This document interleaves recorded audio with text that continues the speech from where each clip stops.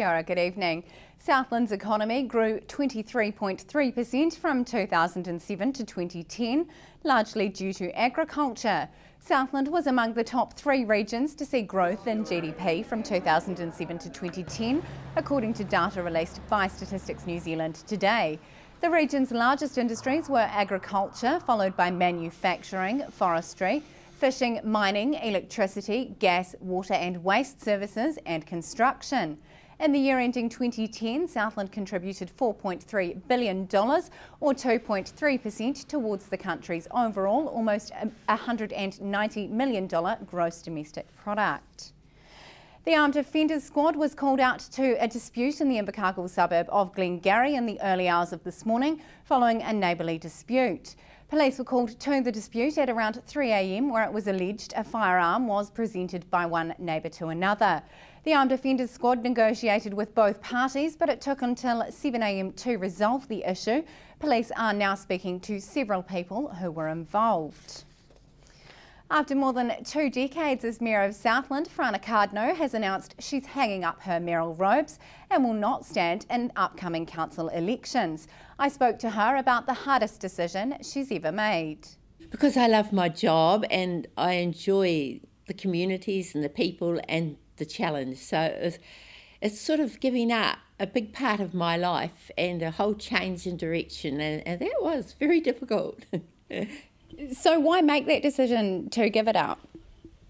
Well, you know, I've been there 21 years and it's time for a change, and I wanted to be able to perhaps have more time to spend with family and do other things. And I guess I thought we can all stay in places too long, and I wanted to go where I was still enthusiastic and liked the job. What do you think has been your biggest achievement as Mayor? Yes, that's a difficult thing. I think the best part of being Mayor of Southland is all our communities and helping the communities to achieve their goals, you know, and there's been lots of highlights.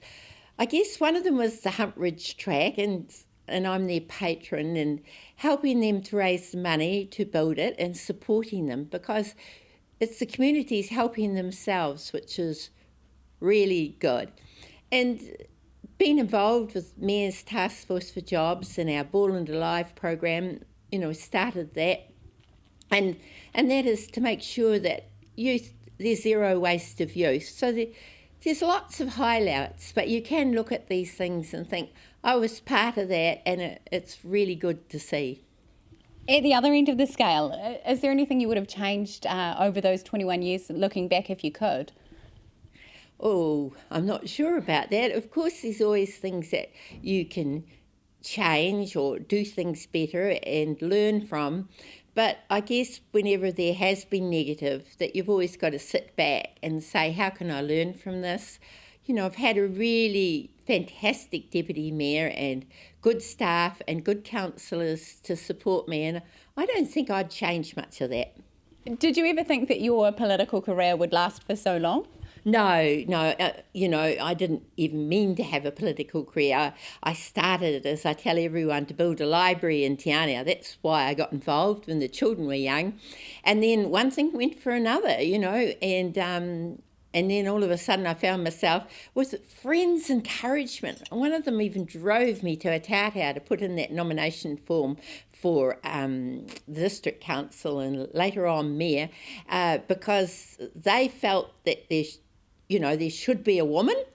You know, it was a wee bit sexist probably, but there was no woman on any of the council, never had been. And so I had support and push from my friends and my family, and I just landed there. Front seat passengers are almost always wearing their seatbelts, according to the latest annual national survey of seatbelt use in New Zealand. In 2012, the safety belt wearing rate for drivers and adult front seat passengers remains at 96%. In Southland, there was 95% compliance. Despite the high compliance, New Zealand Police are still aiming for 100% conformity, and a key focus for police is reducing road trauma by enforcing the wearing of seat belts and fining those who don't. The police survey runs over 2 months with more than 90,000 vehicles observed at 274 sites across the country. The Department of Conservation has released its draft conservation management strategies for the Canterbury, Otago and Southland conservancies. The draft outlines DOC's key strategies for the coming years and prioritises ways to maintain and protect Southland's natural assets. Primary goals include building connections within communities and educating on the importance of natural resources. The draft also includes strategies to strengthen the region's ties with local iwi and encourage their involvement and participation in conservation management of public conservation land and water. Submissions are open until the 13th of September. And stay with us after the break, a pleasant surprise for the Bluff Coast Guard today.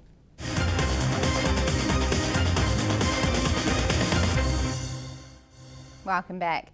The Bluff Coast Guard is today a step closer to the purchase of a new rescue boat after a surprise contribution towards their plight. President of Invercargill Rotary Club, John Turnbull, today presented the Coast Guard with a cheque for $10,000 towards fundraising efforts for the purchase of a new vessel. With the current boat over 30 years of age and at the end of its service life, the bigger and more efficient vessel will be vital to Coast Guard's valuable work. Bluff Coast Guard President Andy Johnson says the purchase will be crucial to providing crew and those they rescue with safer facilities.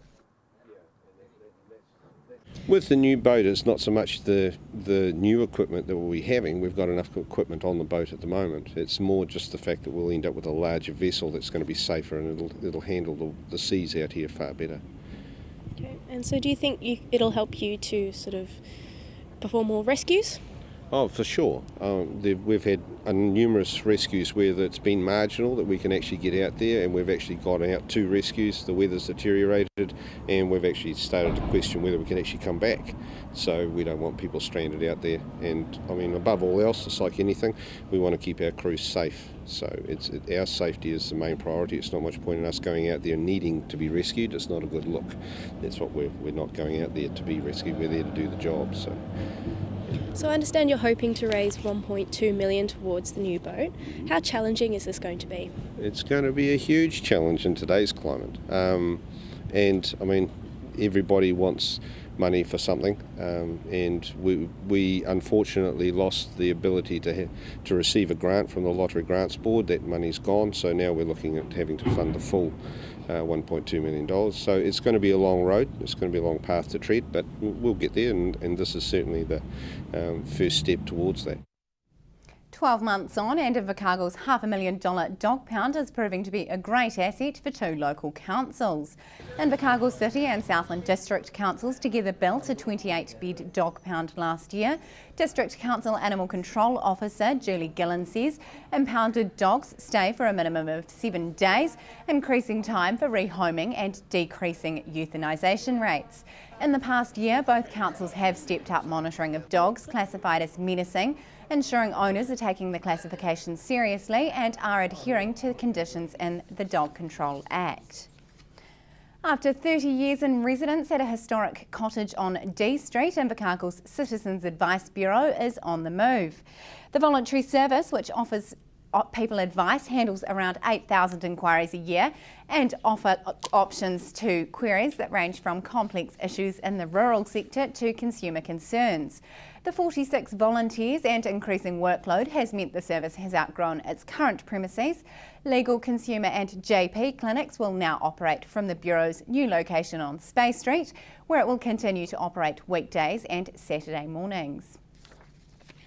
And that's it from the news team for the week. Stay with us. Coming up in sport, sports journalist Joseph Romanos, and up next, the week that was. Good night.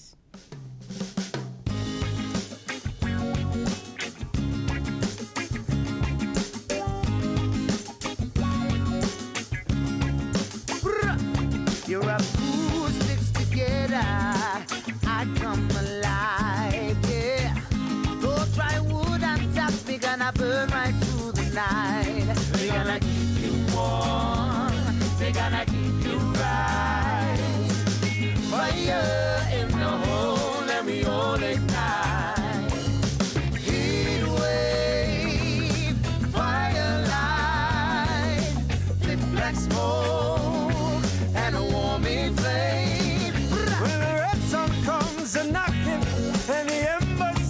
goodbye. Charcoal sitting lonely in the heat with her and I. You're gonna reach for the water. You're gonna pour on the water. But you can't pull me out. No, no, you can't pull me out. Heat wave, firelight, thick black smoke.